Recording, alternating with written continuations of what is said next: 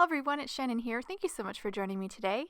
In this video, we're going to create two colorful backgrounds with one A2 panel from JJ's Rainbow Paper Pads, and we're going to combine them with the beautiful fairies from the Tooth Fairy combo set. To create our backgrounds, I'm going to be using the new Stars panel die and of course a sheet of paper from the Rainbow JJ Papers pad. This again is a beautiful set of rainbow papers. I'm picking a vertical striped paper here. I'm just going to pull it out, and all the papers are 8.5 by 5.5, so they can just be cut in half so you get two A2 panels. So this is the vertical striped panel or striped sheet I'm going to use. I went ahead, pulled it out, trimmed it down to an A2 panel, and I'm going to combine it with an A2 panel of some glittery cardstock. You of course could just use white cardstock if you prefer, but since this is going to be a cute little fairy card, I went glittery. As you can see, I just ran it through with the die, and I have my panel cut out with all those little stars. I definitely want to save those stars. I'm going to also die cut the glittery cardstock panel as well with this stars panel die, and then I will remove any of the purple tape that I used to kind of hold the die and the cardstock together. So I'm going to pop out all these stars. You definitely want to save them because we're going to use them to fill in the negatives. And I did organize the colored stars from the rainbow panel. The first thing I'm going to do is add some liquid glue to the backside of the glittery panel and adhere it onto an A2 top folding white card base. Now that the panel is in place, I'm going to inlay some of the rainbow stars. As you can see, the stars panel die works really well with this JJ rainbow sheet. All the stars are basically cut out in those vertical stripes, so I have these solid different color stars, which I think is really cool. I'm going to start by adding some liquid glue inside the negative opening, and I'm just going to go in rainbow order here, just kind of how the vertical stripes are on the rainbow paper. So blue, green, yellow, orange, and pink.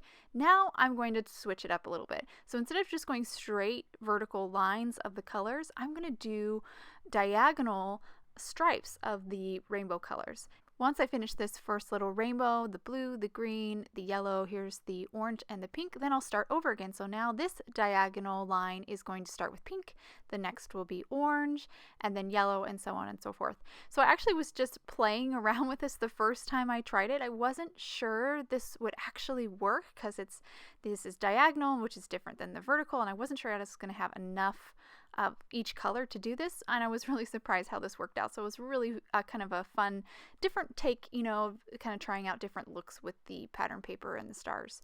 Now for the rainbow panel, I'm just going to adhere this down. This one's going to be pretty simple, no kind of pattern play here. Just going to adhere it down onto my card base and then pop in or inlay the glittery stars. So just like before, I just put a little dab of glue inside the negative and then just pop in my little star. And once I finish putting in all my glittery stars, my two panels are done.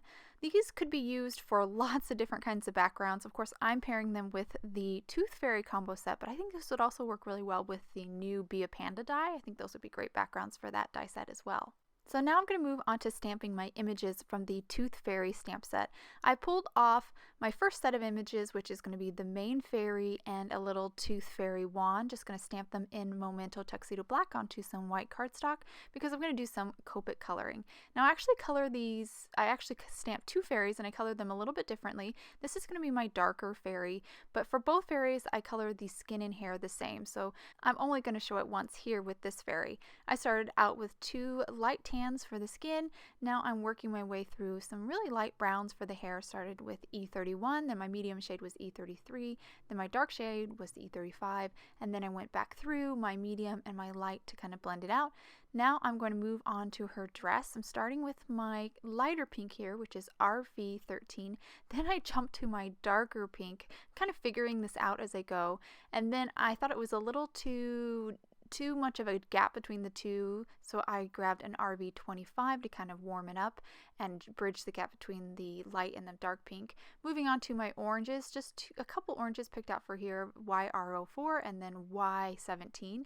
Once I finish blending that out, I'll move on to my yellow, which is Y11. I at first avoid coloring the stars, but I went ahead and colored the stars with that Y11. Then I'll grab my darker shade, which is Y02, kind of bridge the gap between the yellow and the orange, and then I'm moving on to my green, starting with YG03, which is actually my darker shade, and then I'm grabbing my lighter shade, which is YG00, and kind of blending again between the transition between the yellow and the green.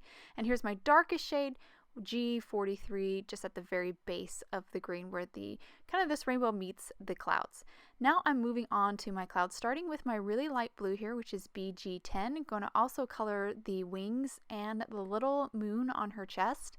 Once I finish with that light blue, then I'm grabbing a darker blue here, which is B32. Just added it to the base of the wings and the clouds, and then blended it back with my lighter blue. Then I finished that darker fairy with a dark pink for the shoes and her little bow on her wand. Now moving on to my lighter fairy here. So I've already, as you can see, colored her skin, her hair, and all the clouds and her wings, because that's the exact same as on my darker fairy. And basically the only thing different on this fairy is her dress is going to be just a little bit softer. The colors again that I'm using are on screen so you can follow along. It's basically the same process, but a little bit quicker because I'm not having to make such big transitions between colors because the colors are softer and easier to blend. The whole reason why I ended up coloring this fairy a little bit differently is when I was originally designing this card, I colored that first fairy in the darker colors and I just didn't think it worked well with my glittery panel with the rainbow stars, which was the only panel I was going to actually create a card with at the time. Then I realized that I could actually create a second card with the rainbow panel and the glittery stars, and that the darker fairy actually worked really well with that panel. So I ended up using both fairies on and creating two tooth fairy cards. So now I'm going to move on to stamping my sentiment. The sentiment is actually attached to that arch of flowers. I went ahead and just took a pair of scissors and snipped the two separate from each other, so it was just easier to do. You could definitely keep them intact and do some kind of masking, but this was just a lot easier for me. And I'm stamping it here onto an oval die cut that I created with the new Classic Frames dies. And once I stamped in the Memento Tuxedo Black, I'm just taking some Copic markers, you can see them on here screen here, and just kind of coloring in the stars, the tooth, and the little specks just to add some color to that sentiment. Now this is the Tooth Fairy Shapes die set, and I'm going to use this jar die from the set to die cut some vellum, and I'm going to stamp on this now vellum jar with the sentiment from the Tooth Fairy stamp set. I'm going to do some heat embossing, so I first applied some anti-static powder, then inked it up in VersaMark ink. Now I'm going to pour on some black embossing powder, then just tap off the excess, and then heat set with my heat tool. This second sentiment will be for my rainbow panel card. To finish this sentiment, I'm going to add some teeth to the jar. I die cut these teeth using a set of dies from the Tooth Fairy Shapes die set. Just added some adhesive to the back of the teeth, then stuck them to a second vellum jar. Then on the heat embossed jar, I added a little bit of tape to the top of it, stuck it down to the back vellum jar, and now I'm going to take a quickie glue pen and add a little bit of glue to the very bottom of the jar and just hold for a second here. This is just going to keep the two vellum jars together and shut, so it just looks so there's no the top part isn't kind of flapping around.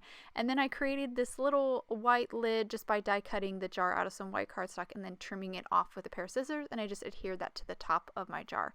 So now I'm ready to bring all these elements together. I went ahead and added foam tape to the back side of all of my die cuts, including that little vellum jar. I just added it behind the teeth and the top of the jar so it could be hidden. And I'm going to just kind of pop all these die cuts and my sentiments down to complete these cards.